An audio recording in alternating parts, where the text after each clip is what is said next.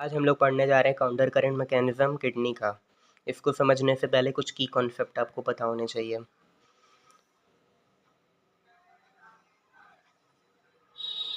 ये हमारा ऐसे नेफ्रॉन होता है और जस्ट इसके पैरेलल में ये हमारा वासा रेक्टा है। ये जो ये पोर्शन है ये वाला, ये होता है हमारा लूप ऑफ हेनले, और जस्ट इसके पैरेलल में जो ये वाला है पोर्शन, ये हमारा वासा रेक्टा। यहाँ बना लेते हैं लूप ऑफ हेनले को पहले। ये फिल्ट्रेट का फ़्लो इसमें होता है, ये फिल्ट्रेट का फ़्लो इस डायरेक्शन में है। ये फिल्ट्रेट का फ़्लो यहाँ पे अपवर्ड डायरेक्शन में, तो इसे बोलेंगे असेंडिंग लिम्ब। इस यहाँ पे फिल्ट्रेट का फ़्लो डाउनवर्ड डायरेक्शन में, तो ये हो गया डिसेंडिंग लिम्ब। जो असेंडिंग लिम्ब होता है उसके थ्रू इलेक्ट्रोलाइट पास करता है, वाटर नहीं पास करेगा। इसके थ्रू इलेक्ट्रोलाइट पास करेगा और डिसेंडिंग लिम्ब के थ्रू वाटर पास करता है। इसके थ्रू इलेक्ट्रोलाइट नहीं पास करता, ओनली वाटर पास करेगा। अब यहाँ पे जस्ट इसके यहाँ से यहाँ पैरेलल में वासा रेक्टा होता है। ये इसमें यहाँ से यहाँ की तरफ फ़्लो हो जाएगा ब्लड का। यहाँ पे इसमें ब्लड का फ़्लो होता है इधर से इधर इस डायरेक्शन में। यहाँ नीचे की तरफ हो रहा है इसलिए डिसेंडिंग हो गया। यहाँ अपवर्ड हो रहा है तो ये असेंडिंग हो गया। देख सकते हैं कि ये जो लूप ऑफ हेनले और वासा रेक्टा है, इसमें फिल्ट्रेट का फ़्लो है, इसमें ब्लड का फ़्लो है। दोनों ही अपोजिट डायरेक्शन में, यहाँ इधर की तरफ, इसमें इधर की तरफ, दोनों अपोजिट डायरेक्शन में फ़्लो हो रहा है। तो काउंटर करंट इसी को बोलते हैं। काउंटर करंट का मतलब यही होता है, अपोजिट डायरेक्शन में फ़्लो होना। यहाँ फिल्ट्रेट का फ़्लो इस डायरेक्शन में, ब्लड का फ़्लो इस डायरेक्शन में, दोनों एक दूसरे के अपोजिट है, तो इसी को हम लोग बोलेंगे counter current, opposite flow, opposite current, जिसकी वजह से काउंटर करंट मैकेनिज़्म होगा होता है। मेन एम हमारी किडनी का क्या है? वो है कंसनट्रेटेड यूरिन पास करना। कंसनट्रेटेड यूरिन का मतलब क्या हो गया? ऐसा यूरिन जिसमें सॉलिड पार्टिकल्स ज़्यादा हों, पानी कम हो। सॉलिड पार्टिकल्स ज़्यादा मतलब nitrogenous waste, for example urea वगैरह। ये हमारा मेन एम है। इसके लिए क्या होता है? यह हमारा लूप ऑफ हेनले, जस्ट इसके पैरेलल में इधर वासा रेक्टा,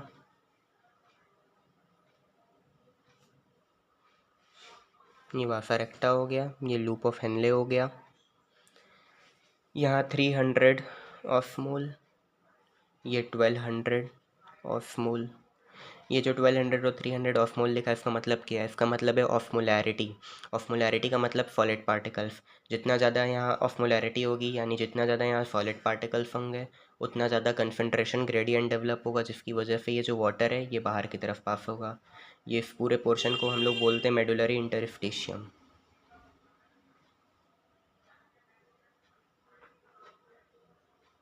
ये मेडुलरी इंटरस्टिशियम है। ये हमारा लूप ऑफ हेनले था, ये हमारा वासा रेक्टा था। होता क्या है अब? ये लूप ऑफ हेनले में फिल्ट्रेट का फ़्लो, ये ब्लड सप्लाई का फ़्लो वासा रेक्टा में। यहाँ से यहाँ फिल्ट्रेट जा रहा है। यहाँ कुछ को ट्रांसपोर्टर्स प्रेजेंट होते हैं, सोडियम और क्लोराइड और पोटेशियम वगैरह के को ट्रांसपोर्टर्स प्रेजेंट हैं। तो यहाँ पे मैंने बताया था कि लूप ऑफ हेनले में असेंडिंग लिम्ब में इलेक्ट्रोलाइट बाहर निकलता है, तो यहाँ से इलेक्ट्रोलाइट बाहर निकलेगा, सोडियम क्लोराइड को ट्रांसपोर्टर की हेल्प से सोडियम क्लोराइड बाहर निकलेगा। ये सोडियम क्लोराइड बाहर निकलेगा और वासा रेक्टा के अंदर चला जाएगा। ठीक है, ये वासा रेक्टा के अंदर क्या, वासा रेक्टा के अंदर फ़्लो इधर से इधर की तरफ है। ये इधर से इधर इधर इधर इधर इधर जाएगा और इधर से ये बाहर निकल जाएगा। सोडियम क्लोराइड बाहर निकल गया और यहाँ पे हमारा कलेक्टिंग डक्ट होता है। कलेक्टिंग डक्ट वही जो रेनल पेल्विस में जाता है यूरिन को लेके, ये कलेक्टिंग डक्ट है हमारा।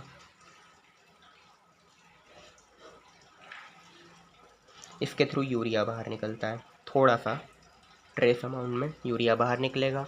ये यूरिया बाहर निकला, यहाँ से सोडियम क्लोराइड बाहर निकला, जिसकी वजह से ऑस्मोलैरिटी बढ़ेगी। ऑस्मोलैरिटी बढ़ेगी, कंसंट्रेशन ग्रेडियंट डेवलप होगा। जब कंसंट्रेशन ग्रेडियंट डेवलप होगा तो वाटर बाहर की तरफ जाएगा। अब कहाँ से जाएगा?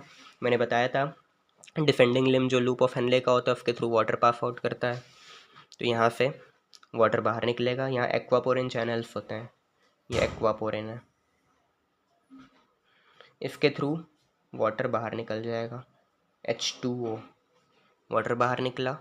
इसको मेंटेन करने के लिए, कंसंट्रेशन ग्रेडियंट को मेंटेन करने के लिए वाटर बाहर निकल जाएगा। और अब ये सोचेंगे कि वाटर तो मेडुलरी इंटरस्टिशियम में भर रहा होगा, जिसकी वजह से किडनी स्वेल करेगी, बस्ट हो जाएगी।